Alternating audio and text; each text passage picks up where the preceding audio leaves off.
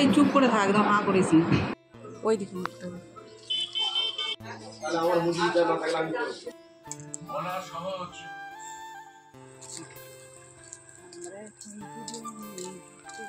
শুভ সকাল বন্ধুরা, শিখা ভিলেজ লাইফস্টাইলের একটা নতুন ব্লগে তোমাদের অনেক অনেক স্বাগত আর ভালোবাসা জানিয়ে আজকের ব্লগটা আমি শুরু করছি। আজকে বৃহস্পতিবার আর এখন বাজে সকাল 11টা। তো আমি সকালে টিফিন সারা হয়ে গেছে, সেরে নিয়ে দেখো তোজোকে আমি নিয়ে এসেছি দাঁতের ডাক্তার দেখাতে। তো এই ডাক্তারবাবুটা আমাদের গ্রামেই বাড়ি, আর এখানে যারা সামনে থেকে ভিডিওটা দেখছে তারা তো অবশ্যই চিনো অশোক দাকে। তো হসপিটালেরই ডাক্তার সার্জেন। তো মেছেদায় ওনার চেম্বার ছিল, তো এখন বৃহস্পতিবার করে আমাদের গ্রামে উনি এখন বসেন একদিন আর কি, সময় করে 11টা থেকে ওই 1 ঘন্টা খানেক বসে। তো ভাবলাম মেছেদায় কেন যাবো, তো সামনে যখন আছে তো ওয়েট করেছিলাম কদিন ধরে, তো বাবুকে দেখাতে নিয়ে এসেছি। আসলে কি সমস্যা হয়েছে বলো তো বাবুর, এমনিতেই ছোটোর থেকে ওর একটু দাঁতের সমস্যা, মানে দাঁতে পোকা লাগার সমস্যাটা বেশি একদম ছোটো বয়স থেকে, মানে হওয়ার 1 বছরের অনেক আগে থেকেই ওর দাঁতে পোকা, এমনি অটোমেটিকই দাঁতে পোকা, তখন কিছু খেত না তাও দাঁতে পোকা। তো তারপর ওর দাঁতের প্রায় সমস্যায় অশোকদাকেই দেখাই। তো এবারেও আবার কি হয়েছে, কয়েকদিন থেকে মানে ওর হালকা দাঁতটা নড়ছিল, ওকে বললাম যে দাঁতটা নড়াবি। আমার তো সবসময় মনে থাকে না, যখন মনে থাকে নাড়িয়ে দিই। ও কী করেছে, তার সেই অবস্থাতেই না দাঁতের গোড়াতেই দাঁত বেরিয়ে গেছে। এখন আগের দাঁতটা তো তুলে ফেলতে হবে, নাহলে পরের দাঁতটা তো ঠিকভাবে হবে না। এই জন্যই মানে নিয়ে এলাম। তো সঙ্গে সঙ্গে বাচ্চা তো ওদের দাঁতের গোড়া থেকে নরম দাঁত তুলতে হবে, তো এক্স-রে লাগেনি, সাথে সাথেই তুলে দিয়েছে। ওই দেখো দাঁতটা তোলাও হয়ে গেছে। তো প্রথমে একটু ভয় পাচ্ছিল যে দাঁত তুলতে গেলে লাগবে নাকি, এর আগেও অনেকবার তুলেছে, তারপরেও বাচ্চাদের ভয় তো জানো।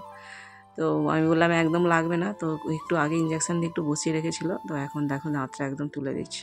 তো দাঁত তোলা হয়ে গেছে, চলো কিছু ওষুধ লিখে দিয়েছে, তো ওষুধটা আমি এখান থেকেই নিয়ে নেবো। এই দেখো এই পাশেই বসে, মানে সলিন্দার পাশে। তো এখান থেকে আমার ওষুধ নেওয়া হয়ে গেছে। তো চলো এখন সোজা বাড়ি যাই।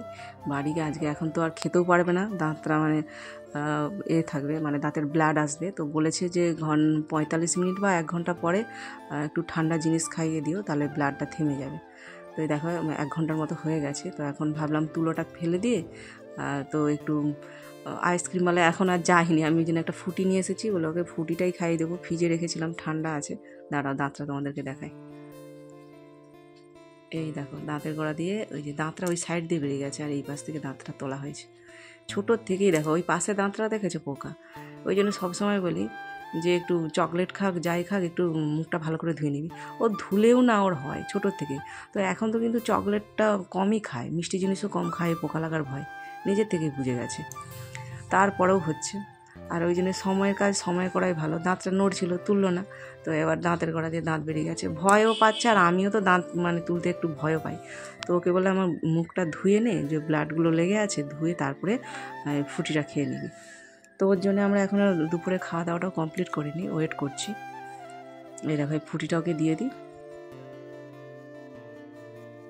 যে সকল বন্ধুরা আমার ভিডিওটি দেখছো, দূরে হোক বা সামনে হোক, প্লিজ আমার চ্যানেলটিকে সাবস্ক্রাইব করে আমার পাশে থেকো, আমাকে সাপোর্ট করো। আর এরকম ভিডিও যদি তোমাদের ভালো লাগে অবশ্যই একটা লাইক কিন্তু করে দিও, তাহলে আবার কীরকম নতুন নতুন ভিডিও তোমরা আবার দেখতে পাবে গ্রামে।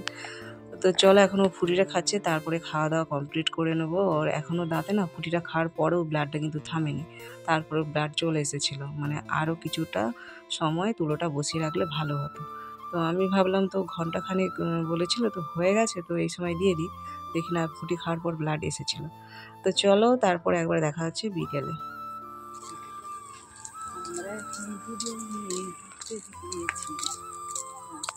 মাঠের ধারে আমরা দুজনে এখন হাঁটতে যাচ্ছি, আমি আর তোজো, এই যে আমরা হাঁটতে যাই প্রত্যেক দিন। আর ধান গাছ এই যে চারিদিকে ধান, সবুজ সবুজ, ওই যে রাস্তাটা। বিকেলবেলায় মাঠের দিকে এলে না সত্যি মনটা ভালো হয়ে যায়, যতই মন খারাপ হোক। আমি এই জন্যই মাঠের দিকে আসি, এমনিতে হাঁটতে রোজই আসি, তারপরে না এলে মনটা তো কেমনই হয়, কি ভালো লাগে দেখতে। তো চলো বন্ধুরা আজকের মিনি ব্লগ এই পর্যন্ত, দেখা হচ্ছে পরের একটি ভিডিওতে। তোমরা ভালো থেকো, সুস্থ থেকো, সাবধানে থেকো। আর আমার ব্লগটা তোমাদের কেমন লাগলো অবশ্যই কমেন্ট করে জানিও, ভালো লাগলে লাইক করো। দেখা হচ্ছে পরের একটি ভিডিওতে। টাটা সবাইকে।